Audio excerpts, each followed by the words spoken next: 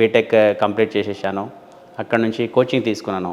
2012లో gate exam నేను రాసిన first time అప్పుడు జస్ట్ 0.25 మార్క్స్ నేను డిస్క్వాలిఫై అయిపోయా అప్పుడు. ఓకే. Just 0.25 marks. అప్పుడు ఐఐటీ ఢిల్లీ కనెక్ట్ చేసింది. సో అక్కడ వెరీ పెయిన్ఫుల్ స్టోరీ. మళ్ళీ 2014 దాకా 13-14 2 ఇయర్స్ మళ్ళీ యూపీఎస్సీ ప్రిపరేషన్లో ఉన్నా. ఆర్సిటీలో నాకు ఆఫర్ వచ్చింది అప్పుడు.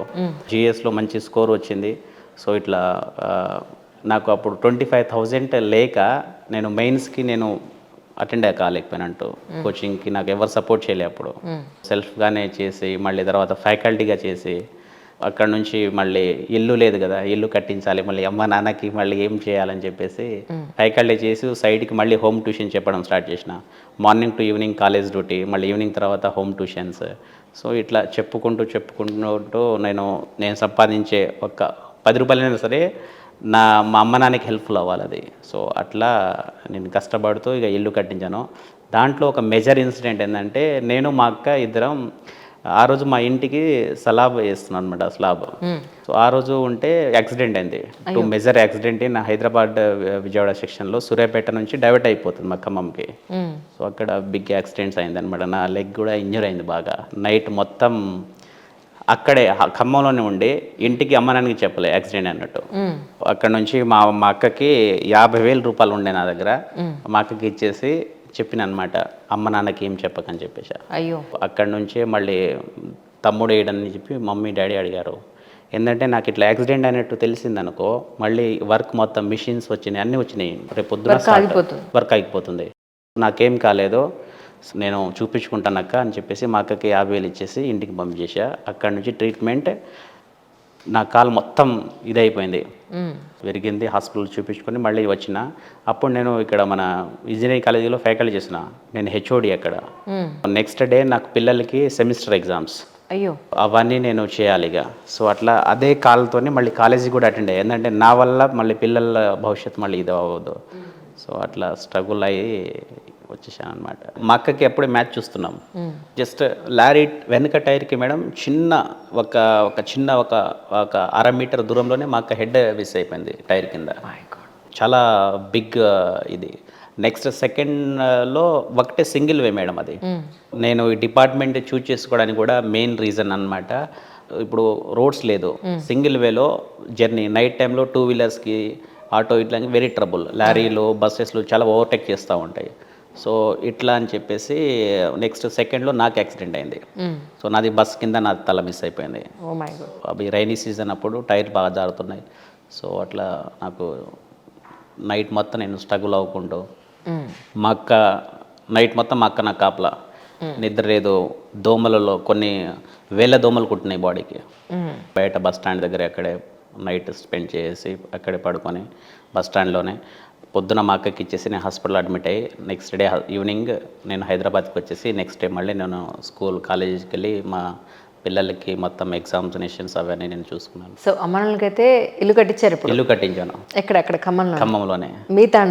మా తాండాలోనే. ఎందుకు అక్కడ ప్లేస్ విడిచి సిటీలోకి రావాలని ఎందుకు అనుకోరు మేడం? అది ఊరు అనేది ఒక చాలా అద్భుతమైన అనుభూతుల్ని, చాలా మన మెమోరీస్ని, చిన్నప్పుడు మనం ఆడుకున్న మెమోరీస్ కావచ్చు, ఆ తండలో ఉండే ఆ ఫీల్ అది వేరుంటుంది మేడం. ఎందుకంటే ఊరికి దూరంగా విసిరేసినట్టుండే ఆ ప్లేసెస్ నుంచి వీళ్ళు ఎందుకు కలవరబ్బా జనాల్లోకి వచ్చి అనిపిస్తూ ఉంటుంది నాకు. అక్కడ ఉండే అనుభూతి సిటీ వాళ్ళకి తెలియదు మేడం. యాక్చువల్లీ తండాలో ఉండే ఆ ఫీల్, ఆ స్వేచ్ఛ, ఆ ప్రశాంతత ఇంకెక్కడ దొరకదు. అక్కడే అమ్మ నాన్నకి మంచిగా ఇల్లు కట్టించాను, మంచిగా అమ్మ నాన్నని అక్కడ పెట్టాను. ప్రస్తుతానికి అయితే చాలా హ్యాపీగా ఉన్నారు. మెయిన్ ఏంటంటే సిస్టర్ మ్యారేజ్ అయిపోయింది మేడం, ఇక్కడే హైదరాబాద్లోనే సెటిల్ అయ్యారు.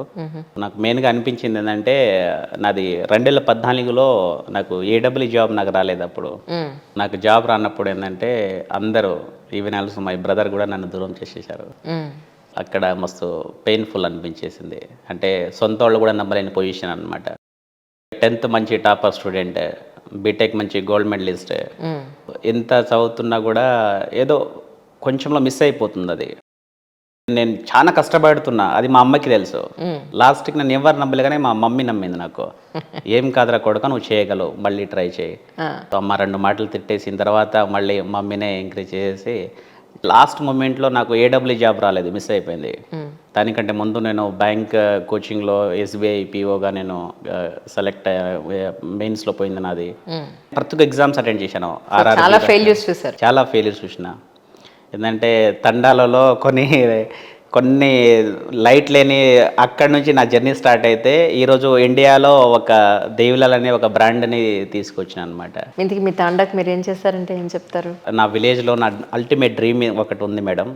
మా విలేజ్లో ఒక మంచి స్కూల్ కట్టించేసి నాలాంటి పేద పీపుల్స్కి, నాలాంటి పేద స్టూడెంట్స్కి వాళ్ళకి తండాలో ఒక మంచి లైబ్రరీ కట్టించి విలేజ్లో ఒక మంచి హాస్పిటల్, చాలామంది పాపం కొన్ని నా డ్రీమ్స్ ఉంది ఫర్దర్గా చేయాలి. మెయిన్గా నా స్కూల్, నేను పెట్టిన స్కూల్లో నా డ్రీమ్ ఏంటంటే మేడం ఒక 10 మంది వివేకానందుల్ని బయట తీయాలి.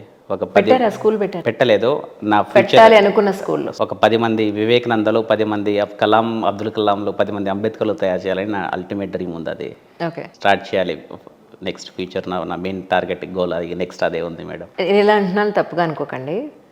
ఎంతో మంది ఫ్రీడమ్ ఫైటర్స్ ఉన్నారు, ఎంతో మంది సొసైటీకి, మన దేశానికి, జనాలకి ఎంతో చేసిన వాళ్ళు ఉన్నారు.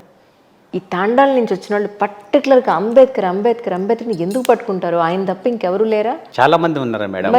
అరిస్టాటిల్ లేరా, అలెగ్జాండర్ లేరా? మరి ఎందుకు ఆయన పేరు ఎత్తారు? ఎందుకు అంటున్నాను, నా ఉద్దేశం ఏంటంటే ఆ ముద్ర ఎందుకు వేసుకుంటున్నారు అంటున్నా. ఆ ముద్ర అనేది మేడం ఇప్పుడు మాకు ఏం తెలియదు మేడం. ఇప్పుడు ఒకప్పుడు ఏంటంటే అంబేద్కర్ కూడా సేమ్ మా జర్నీ, మా స్థాయి నుంచి వచ్చారు కాబట్టి మా తాండాలు అనేది ఏంటంటే అందరికి గుర్తు వచ్చేది ఫస్ట్ అంబేద్కరే గుర్తుకొస్తారు. అంబేద్కర్ వల్ల ఒక జాతి బాగుపడింది మేడం.